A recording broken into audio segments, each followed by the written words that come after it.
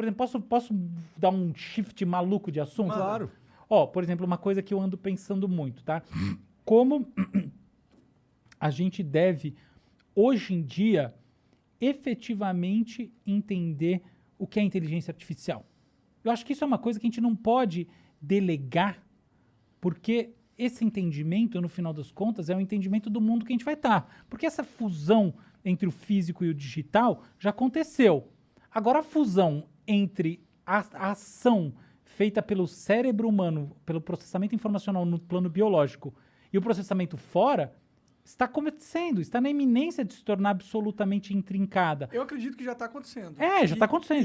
E eu aponto para a galera aqui ficar claro como está acontecendo algo simples, que são os algoritmos das mídias sociais. Exato. Puto, cara, você foi exatamente no ponto que... Então, quando eu falo assim, poxa, eu acho que a gente tem que entender, por exemplo, é isso.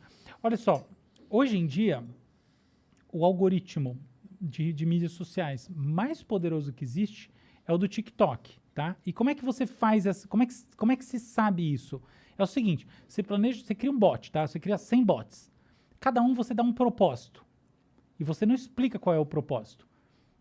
Tá? Você não escreve uma hashtag lá, você não põe nada. Você põe um propósito. E aí você vai direcionar, você vai assistir vídeos de acordo com o propósito. Quanto tempo demora para você ser inundado pelos vídeos associados ao seu propósito? Isso é uma métrica do poder de fogo do algoritmo. Concorda comigo? Então, dentro dessa métrica, o algoritmo do TikTok, ele é um algoritmo muito poderoso. Até posso explicar, tem umas questões muito interessantes, mas olhando por esse ponto de vista, olha só, tem um negócio acontecendo que é muito interessante se pensar. Tem alguns influencers do TikTok que têm síndrome de Tourette, tá? Uhum. E as pessoas que têm essa síndrome têm tics. O que está acontecendo, o que aconteceu recentemente é que consultórios de neurologia e psiquiatria ao redor do mundo foram, assim, visitados, procurados por meninas com tics. E elas estavam tendo tics que ninguém conseguia explicar, porque são vários tics ao mesmo tempo. Não é assim que a síndrome de Tourette ela avança. Ela vai, né, é um negócio diferente. Então, ficou todo mundo meio sem entender, até descobrir essa correlação. O que essa correlação mostra?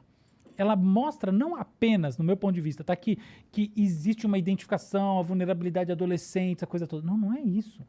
Ela mostra que o poder de funcionamento desses algoritmos é imenso. E ele vale tanto para aquilo, para a pessoa que está buscando um conteúdo, quanto para aquela pessoa que ela não está buscando, ela não é que ela quer.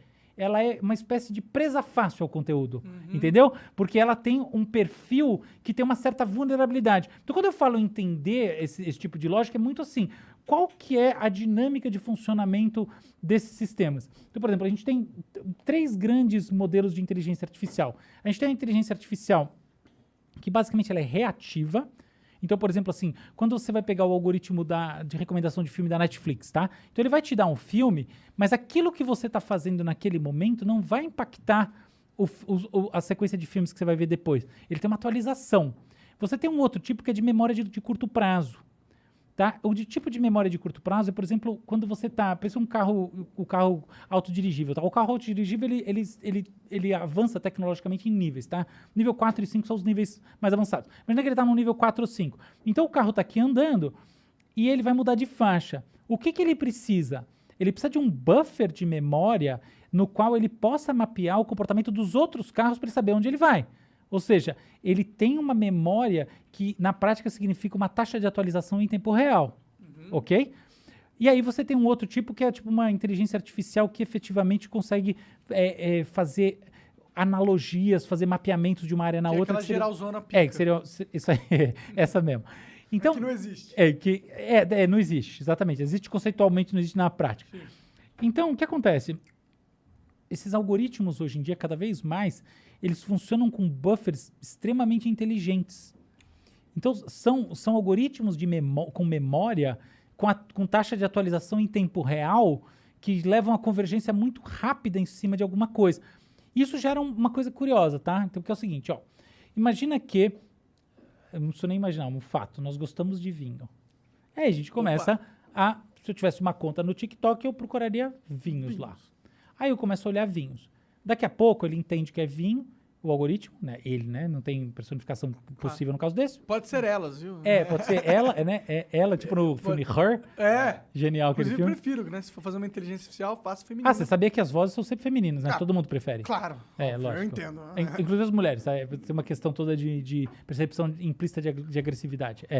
Não é à toa, porque sempre a voz é feminina. Entendi. É interessante isso, né? O Waze, todo mundo tem a voz feminina como default. Mas vamos lá, beleza.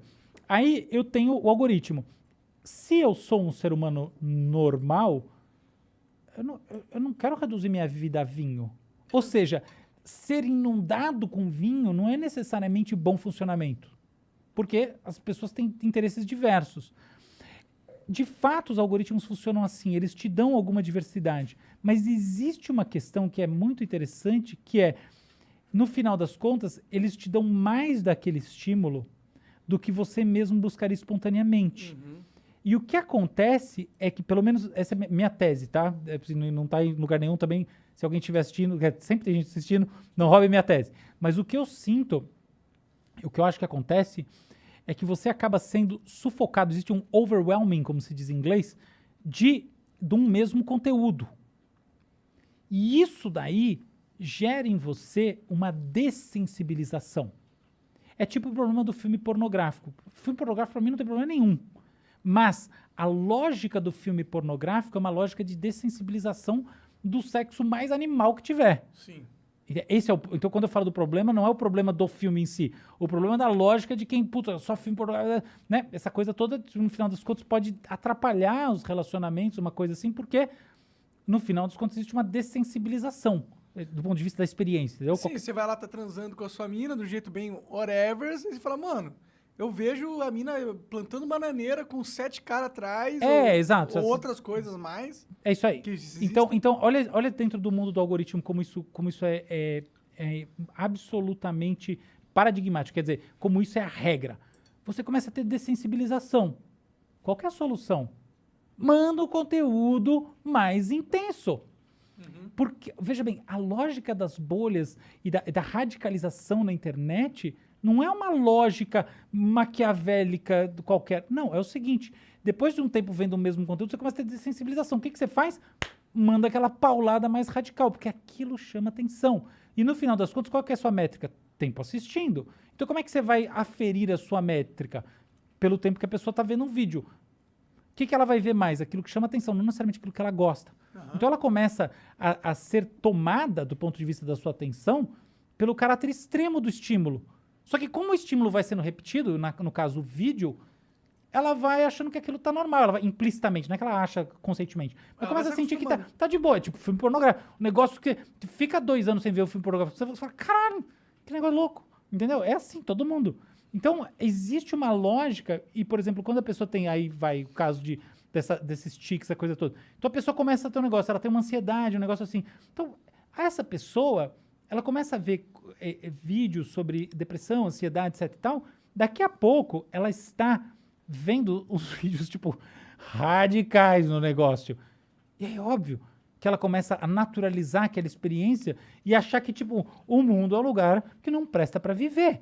Então, quando eu falo de entender essas lógicas, tem um pouco isso. Existe uma questão da tecnologia que está armazenando, tá? Então, esse paradigma da memória de curto prazo dentro do algoritmo é absolutamente fundamental para isso, porque ele não está tendo uma taxa de atualização depois da hora que você offline, tá? Ele está tendo a taxa de atualização online em tempo real, mas no final, a consequência prática tem a ver com a maneira como o cérebro funciona, que é você vai tendo desensibilização de estímulos e aí ao longo do tempo você vai precisando ter estímulo mais intenso, que não é que o algoritmo pensa, eu vou dar algo mais intenso. Aqui, quando ele dá algo menos intenso, você não clica. Tcharam! E acaba exacerbando a radicalização não das polaridades políticas, mas sim do pensamento humano, né? Exatamente. E isso daí eu acho que traz infelicidade. Porque no final, é aquela história. Se você converge diretamente às pontas, você não tem mais onde ir. Então aí você perdeu um caminho. A graça está no caminho. Total. É o meio do caminho, né? O meio do caminho que é o negócio. É o equilíbrio, o segredo da vida. Um Muito bom bem. vinho tem que ser encorpado, tem que ser um equilíbrio. Um excelente Muito bom, vinho. muito bom.